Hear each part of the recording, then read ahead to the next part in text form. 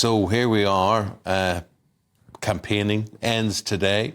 Voting begins tomorrow, and a familiar face has returned. Boris Johnson is back. Yes, the former Prime Minister, who has been missing from much of the election, returned for his first rally last night.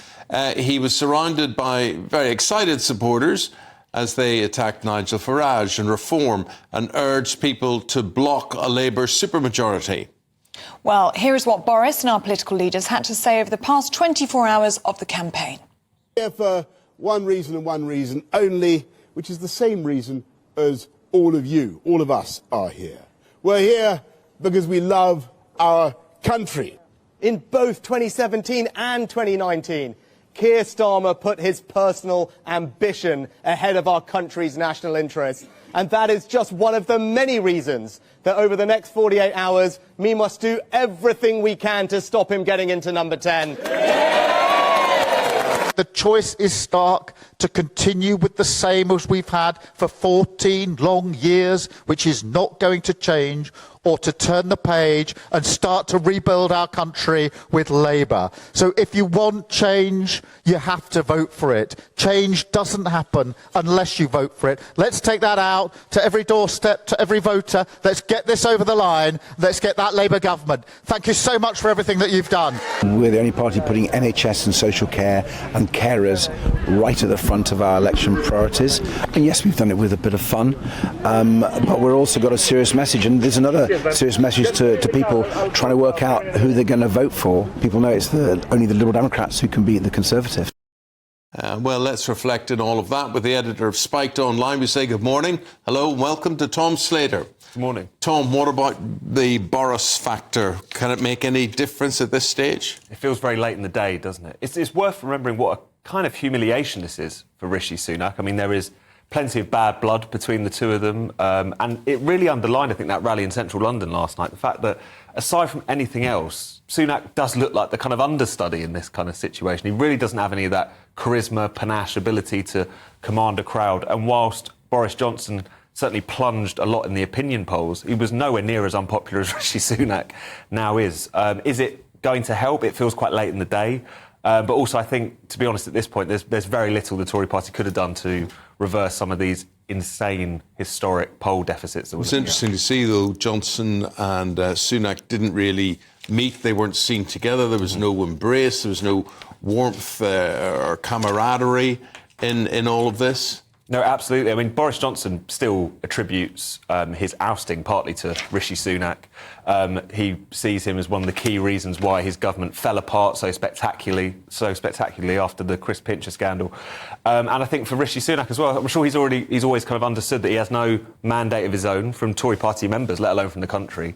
And he's also, whilst he does have some positive attributes, he certainly doesn't have the kind of star power that Boris Johnson have.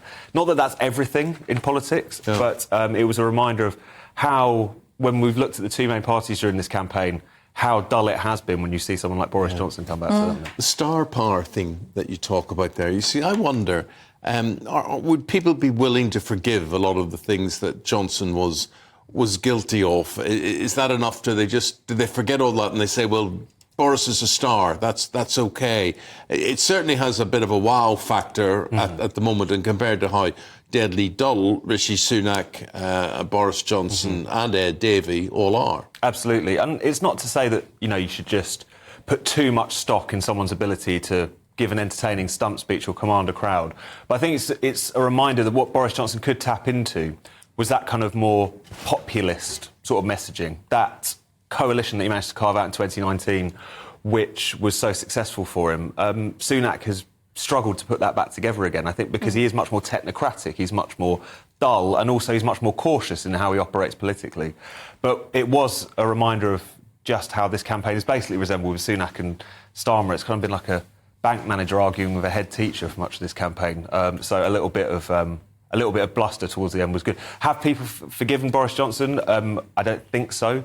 But at the same time, I think anyone could have made a better fist of this Tory campaign than Rishi Sunak has. It has been a litany of errors from start to finish. There's no two ways about that. What do you make of what Boris Johnson actually had to say last night? He said that a big Labour win is pregnant with horrors. And he also said that Nigel Farage is a Kremlin crawler. Kremlin crawlers, yes, one of his famous coinages there. This seems to have been, or at least the Tories at least think that this line of attack, that Reform and Nigel Farage in particular are kind of in Putin's pocket, if they had seen it. It seems like from their door knocking, from their canvassing, they have noticed that it's on that issue that voters are recoiling slightly from Reform, but we're really talking about maybe a point in the opinion polls at most. I think it's been quite cynical.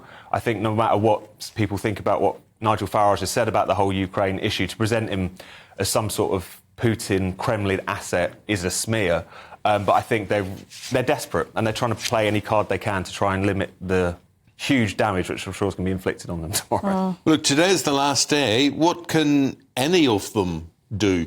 Starmer doesn't really have to do anything. He just has to sit and not make a mistake. Absolutely, and I think we saw it even with his little stump speech there. Again, nothing new, the same sound bites about change and turning the page and all these cliches he's been recycling this whole time.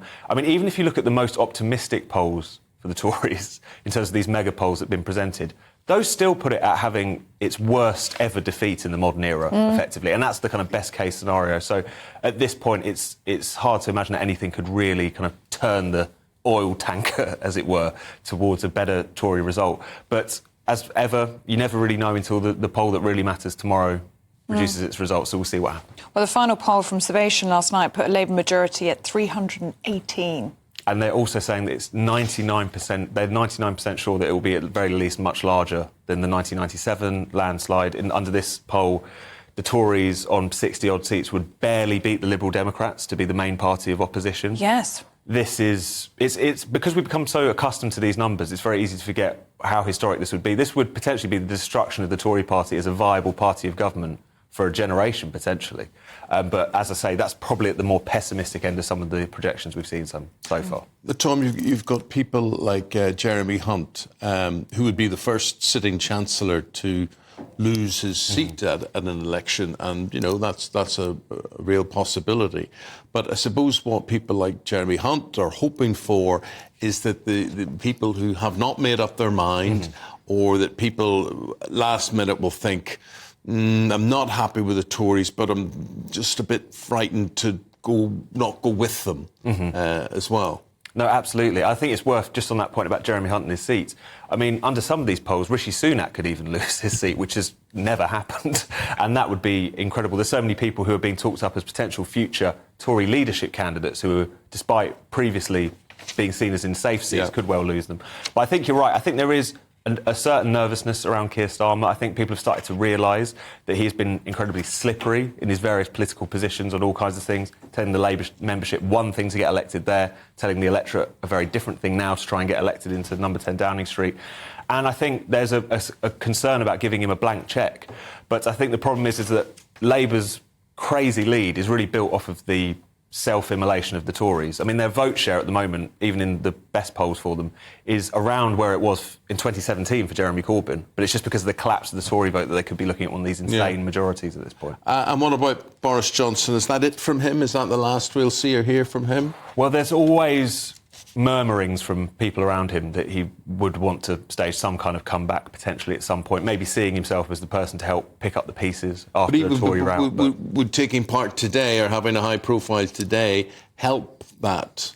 Well, potentially. I think people could start to look at him again. They could remember the fact that as bad as Partygate and everything was, I think when he left office they were only about 5 points behind in the polls. I think most Tories would bite someone's hand off for that kind of polling deficit at this point. Whether or not they need maybe a fresher start, a new way forward, is an argument for them, I suppose. But I think there'll be some people starting to wonder, why did we get rid of this guy, given the fact that what we've ended up with since has been so much worse?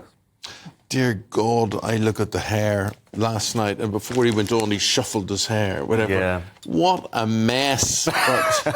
But anyway, people seem to look at it and think it's in some ways... Look at that, how on earth could you...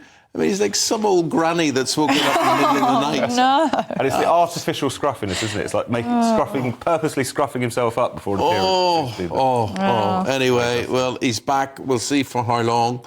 Tom Slater, really appreciate your take on things. We'll talk to you again later, Tom. Thank you very much.